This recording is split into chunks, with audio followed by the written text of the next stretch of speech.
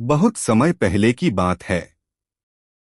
वृंदावन की सुंदर भूमि पर, नदियों के किनारे, पेड़ों की छांव में और हरी भरी घास पर भगवान कृष्ण अपना बालपन बिताते थे। उनके हाथों में सदा एक बांसुरी रहती थी। उस बांसुरी की धुन इतनी मधुर थी कि जिसे सुनकर हर कोई मंत्रमुग्ध हो जाता। जब कृष्ण अपनी बांसुरी बजाते तो गायें अपना दूध बहा देती, मोर अपने पंख फैलाकर नाचने लगते और यमुना नदी की लहरें भी संगीत की ताल में झूम उठतीं। पेड़ पौधे स्थिर हो जाते, मानो खुद संगीत में खो गए हों। गोपियां जब अपने घर का काम करतीं और दूर से बांसुरी की मधुर धुन सुनतीं तो सब काम छोड़कर दौड़ी चली आतीं। वे कृष्ण के चारों ओर घिर जातीं, क्योंकि उनके मन में यह विश्वास था कि कृष्ण की बांसुरी में प्रेम का जादू है जो उनके हृदय को खींच लेता है।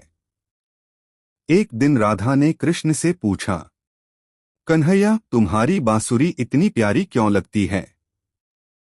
कृष्ण मुस्कुराकर बोले, राधे, बांसुरी में कोई शब्द नहीं, कोई अहंकार नहीं।